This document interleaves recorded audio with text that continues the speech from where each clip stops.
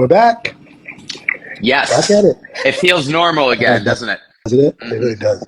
And the weather's nice. Mm-hmm. We're going to talk about natural light today. So perfect. It So is. perfect. I've got some right here. Are you in the living room or the basement? I'm in the living room. Mm-hmm. Yeah. The basement does not have as much natural light. And Yes. Someone's knocking on my door right now, of course. Answer it. Get him on the video. Bring him on. Bring him on. Get him on. Tell him he's screaming. This is good content. Man. Hi, how you doing? Did you have a delivery for me or something? Oh no, we have you heard about HelloFresh? I'm in the middle of a call. I'm sorry. I'm sorry. Tell him to pitch it. Have him pitch it. You have him pitch HelloFresh right now? Yeah. Oh man, too good. All right, so let's get into it. Let's talk about the fresh things that builders are doing these days to in terms of trends, in terms of there's two things I want to cover. I want to cover what builders are doing, but also what buyers think about those things that they're doing. I think that's actually maybe even more important. Yeah. Right. So what's the first thing that comes to mind, Mike, in terms of? Go ahead. One second. I'm gonna turn my Wi-Fi isn't turned on at the moment. Let me see this. I love IG Live. We can just kind of like do whatever.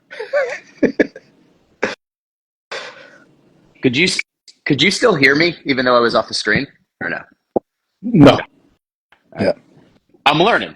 Yeah. You never know what's going on. No. And one of the things I said while you were off the screen was, I love IG Live that we can just kind of like, I can answer the door. You can switch from LTE to Wi-Fi. It's the wild, wild west. I love it. That's entertaining. Yes, exactly. Yeah. So first thing that comes to mind when you think like trends of new construction, gut renovations, these types of things, as you've been out and about with buyers, especially over the last few months. I think that in a lot of the suburban towns that have become pricey, that a lot of the builders have been turned to, if you buy a plot of land with an old cape or a smaller house, that's older and you're probably going to tear it down. A lot of the times now it doesn't, for the price that you're paying for the land and the house and the building costs, it makes more sense to have side by side. Basically, you see them listed sometimes as a single family home, but you got to look for attached. So right. It's kind of a condo, but it's like the size of it's like 3,000 square feet. But what agents will do is they'll list it as both a condo and a attached single family, right? Which technically both are right, but it's more a condo than it is a single family. Doesn't that explain it all, though? It's like smack in between. Yeah. It's not one or the other. It is more a condo. You're right. But it's as close to not being a condo as you could. I guess, yeah. It shares a wall. Yeah. There's an HOA, right? You get some private outdoor space typically in those situations. But you share master insurance, usually, not always. You share a roof. There's it's not a single family. Dude. But to your point, if a developer is buying up that property, especially around here in Greater Boston, they want to get the most bang for their buck as a builder. And also they know that if they build a single family, the cost is going to be quite high and their pool of buyers is going to be a lot less. So I think it's methodical, it's strategic on their part, not just from a financial perspective, but also in terms of speed to sale. It's typically going to be easier, especially you talk about the burbs. The burbs are tough to get into. Some of them especially, they're really tough to get into. Even a townhouse in some of these. I've sold a townhouse in Lexington. It was $1.3 million. Yeah. Right? So even a townhouse in some of these towns is really hard. First time home buyers, and by the way, that was when rates were low. Yeah. So now you're talking rates are high. What the hell is your payment going to be on a 1.3 million, even if you're putting 20% down? So I think there's some real method to the madness there. Attached single family condo conversation aside, right. But but like I think there's it makes sense. Yeah, totally. Right. It's like, you're probably you probably have to lower the price if it was a single family home by like 25, 30% on each. But now you're making both of those. Right. Right. Like Exactly. the revenue is so much more. So it makes sense. I think some of them are really nice and comfortable, but yeah, the added risk you're taking on is having a neighbor if you truly want like a single Yeah. like And somebody that is, sorry, not just a neighbor, but like tied to you in decision right. making. All right. And sometimes you're sharing a wall. Sometimes, like in my case, I'm in a townhome. It's a pretty sizable townhome, but I've got someone living above me. Some Hmm. people don't like that, Yep. right? So you have to but there's still like building places with like one unit below, one unit above. A lot of gut renovations are like that Hmm. too, where if it's like a converted two family, right? Like it used to be a two family. They completely got renovated and turn it into two condos. That's something that's pretty common. It's Yes. happening right Yes. now. Is you're not seeing a two family got renovated into just a better two family. You're not seeing that. Yeah. That's very very rare. And in fact, I've never seen it. Usually, when somebody is completely renovating, the bang for the buck is to convert it into condos. Yeah. So because there is a supply issue and all those kind of things. Anyways, so that's kind of like some of the things that we're seeing: attached single families versus condos, especially out in the burbs. We're seeing that in the city too. Hmm. And so on that note, one thing I wanted to bring up that seems to be a trend, especially in the city, where we're talking. I mean, city meaning like maybe not in Boston, but like Cambridge, Somerville, Medford, these areas, is these, whether it's new construction, gut renos, like basically a four-story home that's 2,000, 2,500 square Hmm. feet, something like that. But that square footage sounds great, but each floor is tiny. Like you're Yeah. talking maximum 700 square feet on one of the floors. Everything else is like 600, 650, maybe 500, right? Hmm. To make up the full 2,500 square feet in that example. And I've seen some that are 2,000. So you can imagine if you have two bedrooms on one floor, what does that feel like? I Right? know. I know. Yeah. Yeah. So That's one of the many nuances that we like try to suss out while we're talking to clients. And right, they're like, you know, listings can be sent both ways. But if they send it over to me, I'm just going to be like, okay, like here's what I would look out for. Like I yeah, did this for some clients last week, and like just by pictures, I'm like, man, that's a suburban home, but the yard, the way they're taking it, I don't know, looks suspect to me. Sure enough, there was barely any yard in it. right, Where one of right, the things that a lot of people want when they move out to the burbs is an open yard right. or green space and whatnot. So yeah, The use of the space it needs to kind of fit what you're looking for. And by the way, like these new construction, these gut renovations, whatever, beautiful. Like they yes. are typically very well done, Hmm. but the space is smaller. Like and in my case, I know we talked about this just this week, Mike. Is that like I have this pair of clients, or this set of clients, I should say. They, they're older. They're not old, but they're older, and they're thinking about, hey, like 5 years from now, am I going to be able to go up to the master suite that's on Yeah, the floor, yeah, right? yeah. No, I was thinking the same thing. Like that is of the older, like our parents' generation, that is a Yeah, concern. So that kind stairs of rules stairs it. are a concern. Like one flight of stairs is a concern. We're Yeah, talking about four. yeah, And then the example you mentioned too, for you asked about one of the units I saw this past weekend because I posted to my story about it, and like if you have kids, you have to haul kids stuff yeah. to the third floor or something like that. Like that's not an easy thing too. So it's a kind of like you have to like. So this goes to the original point: is like that is a trend. We're seeing that because spaces are tighter, lots are smaller in Cambridge, in Somerville, what have you. So developers are trying to kind of like maximize Hmm. the size because then like they obviously get more bang for the buck because Yeah, more square yeah. footage, right? But for a lot of people that doesn't work, and that's why that's the feedback I've been getting from a lot of my buyers, and it seems like the market in general is supporting that because they tend to sit. Yeah, yeah. So No, that is like you can't knock the developer for trying to figure out because the thing that you're solving for in Boston is space. right, be all Right. end all. It's always space. So it's like, Right. okay, maybe they're trying out some. It'd be interesting when we talk to developers in the future, get them on the pod and stuff. Just their thought process of design of Hmm. that, and like whether they're willing to like take a gamble that maybe isn't proven yet, Yeah. um, in an attempt. So Yeah. I mean, some people like the new stuff, but there's not a lot of. I don't think there's.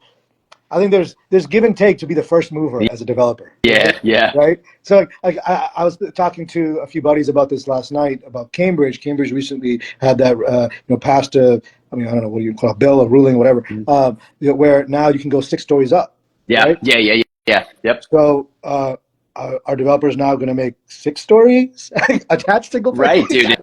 It's just What are they wild. going to do? What are they going to do? I mean, I think in most cases, what they're going to do, since it's the city, is make 6,000 square foot Yeah, condos, most likely. And I think that's probably what makes the most sense. Probably has to be an elevator building, things like that. But that's a whole different topic. Some changes coming into the Cambridge market for sure. That's going to be interesting for developers, yeah, interesting for homeowners, all that kind of yeah. stuff. I'm gonna Mike, let's talk. Go I'm ahead, gonna Mike. piggyback off that because this was the one of the first times I went to Belmont and it was a smaller plot of land and it I don't know when I'm in Belmont it's very noticeable to me that the zoning laws like allow for much smaller lots to build on. Okay. That's just my observation of there. But it's beautiful and super, yeah, very, very appealing. Anyway, on the advertisement for this particular single family home was the fact that the garage could be zoned for an ADU, an additional dwelling unit, for potential either extra income or like an in-law suite or something like that, because that's a recent ruling too along those commuter line um, places is that the zoning is now open to the ADU stuff. Right. So thinking of that, if you're interested at all, because it could benefit you in a variety of ways, but thinking through what you'd use that for, I think is now going to play a lot more Yes. into people's minds. The city of Boston especially is very pro ADU. So I've Hmm. had a couple clients who bought and they have an unfinished basement and what have you, and that is like prime for creating an ADU. So one of my clients, he's actually going through that process right now, which Oh, is pretty. interesting. So it might actually be interesting to bring him on to the live at some point, just to kind of have him explain the process, what that's been like, what he had to do through the city, things like that. But that is definitely a trend we're seeing. Is like whether it's intentional. I mean, I have to imagine it's intentional, but intentional to the point where listing agents are even writing it into the Exactly. listings, right? So it's a selling point, and that makes sense because again, we have a lack of housing. Hmm. Supply is so low, not just for buying, but even for renting. Yeah. So let's talk about aesthetics, Mike. So like, what are some of the things that you've seen in new construction that maybe you hadn't seen in the past? Great question. Um, Definitely more like artful wood uh, Yeah. paneling because I think that the all white kitchen just kind of got tired, but they also don't want to. They probably, what I'm thinking is, if they planned this out a couple of years ago, it was probably in, and now they're kind of adjusting for the fact that like now it's kind of everywhere, and you want your home to stand out in some way. So I think Sure. Yeah. breaking up something that people are a little bit tired of and like doing a twist on it. I think that's what we're seeing a Yeah. lot of. Yeah. I think we see that a lot now. Is um, like, so there's something to be said about the color white and like white kitchens and white living spaces. Like it is good for light, Yeah, right? yeah. So you still see it because of that reason. The big windows combined with like a white living space, like the light pops, right? Hmm. Whereas if you have like, I don't know, dark green, right, or like maroon or something like that, it's gonna feel a lot darker, right? So that piece, I think there's a huge emphasis I'm finding on natural light.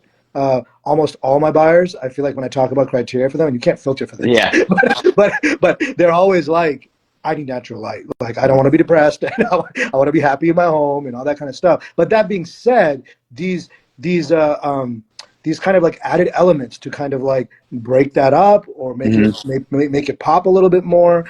Like you said, wooden paneling like along like the staircase, Yeah. or Yep. wooden paneling around like the hood above the range, right? I've seen black countertops. Yeah. Yep. Like starting to see some of those too. So there's definitely like that was not something I was seeing a few years ago, but they're starting to show in some of these new construction, and not just like not like these aren't things that like the buyer picked. This is the developer picking these things. So so there's clearly a demand for some of these like twists, you know? Yeah, yeah. The twists are good. It's nice to see like elements of design come back in, and I'm more this business appeals to me because of the people primarily and what we get to do for them. The housing, it never really was my obsession, but as you're in it long enough, you start to like notice things and have opinions on stuff and whatnot. And it's just nice to see. It felt like for a while the builders were just like, I don't know what to do with this here, and it's just like a blank canvas for stuff. Right. So now they're starting to like be a little bit more unique, and I think that pays off for people, and they remember that. Yeah, absolutely. And I mean, at the end of the day, the developer's also thinking, I need to find one buyer. Yeah. Right. I need to find one buyer, and hopefully the first person that walks in, they put an offer in, and we're good. Right. Right. So I think that they do want to stand out. They want the pictures to look really good. They don't want to look like every other house on the block. That does help their marketing. It helps, especially if their agent is doing like a video and what have you, putting some money towards it. That's 100%. It's helpful. She just asked a question. Thoughts on butcher's block for countertops? What do you think, Mike? I don't have a thought really. I've seen it in a couple. I've seen it in a couple of homes, not newer homes, actually, not new construction. I've like in renovated homes, right? And I think the only ones that were actually condos. But it's nice, but it's I think it's like it really has to be the right buyer. It's not I don't want to call it an acquired taste, because it just has to be like something that like, hey, like, this is for me, right? And I feel like usually it would be somebody puts that in, they're already living there and they're like upgrading or they're updating or something, or it's something that somebody selects as part of the new construction process, because sometimes developers give you options, right? Give you upgrades, things like that. So it's nice, but I don't think it's for everybody. is my answer sheet. I'm gonna go with that exact opinion. I mean, they're great minds. Great minds. Yeah. So okay. So we talked about life. So one question for you: open concept. Yeah. Do you think that's still a thing? Yes, but not as prominently. I feel like people are just like, here's a square. At one point, it got to like that. I mean, it's still like that, right? Like you oftentimes you're entering. I mean, so this was a $2.1 million townhome in Cambridge, beautiful, right? You walk into the main living space. It was actually a square. The kitchen, living space, small little dining area, a square. Right? Staircase in the back, and underneath that staircase to go to the basement, the finished level, finished basement. But like, I do think that buyers want a bit more. They're starting to want a bit more, kind of like, here's this space. Yeah. Here's this space. Doesn't mean they need to go back to the old colonial traditional like home, but they want a little bit of a break to know that, hey, this is that space. Yeah. I have a theory on that, and that's that we've been living like more home life the last few years, and the design's catching up. So initially, I think people are home longer. They're like, I need my living space for does not exist for me. And so they were given kind of like a blank canvas to create that. But now it's probably going to start forming where like, okay, the room that I had blocked off with like plants can actually be a room now, because we now use that for a home office, and that's more important. And like all that life influences the design. That's my philosophy. Sure. No, that's a good thought. It's a good thought. And by the way, anybody who's joined, got any thoughts, please share them. Salman, what's up? Sheet, of course. The Aiken group. Oh, that's your boy. Benny, what's up, buddy? Brian. Ryan, Joe, got a crew here. Oh yeah. So We could fight one gorilla. We're gonna have everybody. We're gonna have everybody that's tuned enough. in. You got enough of that. Yeah, this We're crew, gonna we got play. this. I think, and by the way, if you guys have any thoughts too on like things that you've seen or you have questions about, like Sheed's butcher block question, like please ask us. We obviously see homes all the time. We see new construction homes all the time. We're looking at listings all the time. So share your thoughts, ask questions. That's what we're here for. Laundry. Typically, like older homes, you see laundry in the basement. Mhm. I don't. We're not seeing that as much anymore. I feel. Usually, you're seeing it in like the upper living spaces, usually where the bedrooms are, Yeah. and I think it's a convenience thing. 100%. Once again, life Yeah. dictating design. Like, why the hell am I carrying this all the way up? Like, on the opposite end, we used to have those laundry chutes, which still exist in some houses and are super fun to see. So that was about like just tossing the whole goal was to get to the washing machine. Right. So, Right. yeah, put it Yeah. up And top. like, People do appreciate it. yeah, and I think like you go to these homes, these older homes, where especially like these older condoized townhomes, Yeah. or so condoized multifamilies where the basement's super old and there's a super tight stairwell to get down there. Yeah. That's where the laundry is. Like nobody wants that anymore. Nobody wants that anymore, especially if you're buying the place, Yeah. right? If you're buying it, you're living there. Nobody wants a multifamily, like okay, it's a rental, like maybe somebody will put up with it, right? But I'm finding that like I've got to go down these crickety steps to where my head barely kind of Yeah. clears the ceiling to get to the washer dryer in this dark basement. Nah. I mean, dude, we all know that the souls of the original owners, that's where they stay. They're in they stay in the basement. Right, So it's a little right. spooky, a little poltergeisty, but 100%. yeah. 100%. Of course, why walk in the basement? Great. I think this one's an easy one. Hardwood floors versus carpet. I have very specific requests from people for no carpet. Yeah. I have a lot of that, and then some people appreciate it in like a bedroom. Yeah. But Right. that's it. Right. And I think there's an easy reason for why. Well, two. One, hardwood's easier to clean. Mm-hmm. Right. Two, hardwood is more valuable. Yes. So like it's good for the property and its appreciation and things like that. The appeal, again, everybody and their mother talks about hardwood floors. Like they ask what's underneath if there is Yes. carpet, what's underneath it. Dude, They what do ask you that all do? the time. What do you do? Because usually I'm just like I don't know. Like I kind of stomp on the floor a little bit to think that the answer is just going to come to me, and it's always like I'm not sure. I'll double check Yeah. for you. I mean, I think that's my go-to answer because there's no unless I can lift up. There's an area where I Yeah. can lift up the Yeah. carpet. There's no way I can know, right? So because I'm not a flooring expert, I can't just step on something and figure it I out. keep expecting to be. Neither Yeah, am I. exactly. But I always my go-to is like most likely there's a subfloor underneath there, Yeah. right? So you can replace it, but I'll confirm. Mm-hmm. Easy. So, but yes, hardwood floors much more common than carpet. I basically don't see carpet at all unless it's like a option that my client has chosen as part of the build. Yeah. If they're like in early enough, Mm-hmm. right? A couple other things, electric chargers. Yep. We're seeing those everywhere now. Yep. Townhomes, condos with garages, without garages, single families. Basically, I don't know if it's a rule, but they're basically doing it because I think so many people have electric cars or hybrids or what have you now. Yeah, I think it's more. Yeah, it's definitely more of that. Like, there's just way more people.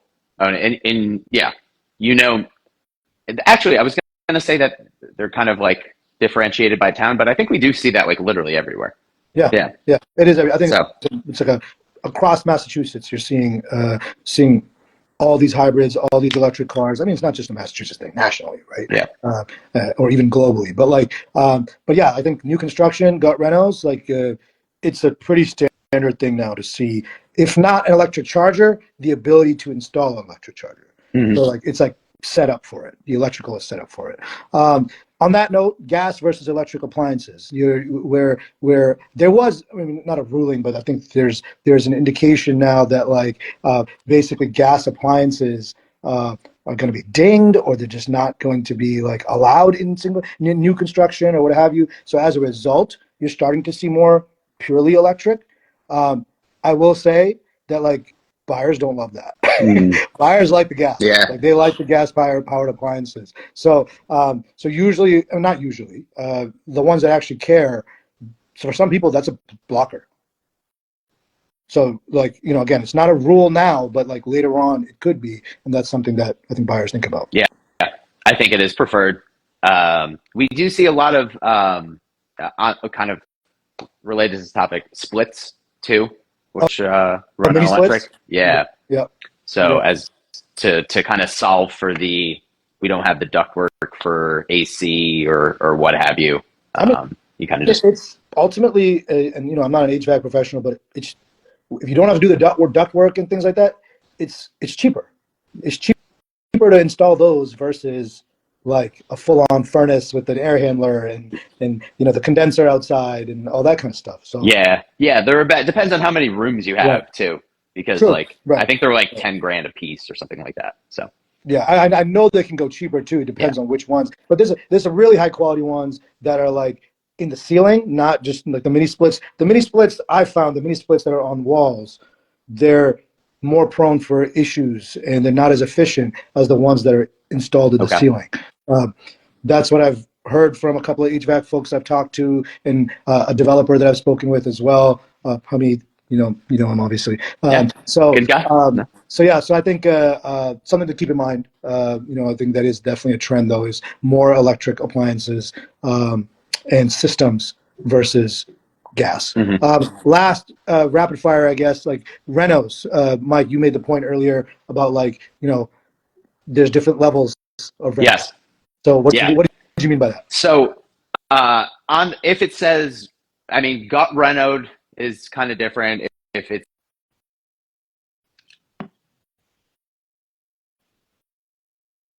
Did we lose you? There we are. I had my do not disturb on. Anyway, the renovation, you have to look out for the most common thing, which is like, is it a fix and flip? So you can kind of look at recent purchase data, and then you go in judging the quality of the work that is done, because that's where you're most prone to somebody trying to make a quick buck. There's fix and flippers that do a great job, but you just have to discern between. There's no real way of knowing until you show up Right. and check it out yourself. So redo a kitchen, paint the doors and the walls, sell it. Yeah, technically that's a renovation. Yeah. So that's kind of there's good renovations, there's bad, and there's like super ugly.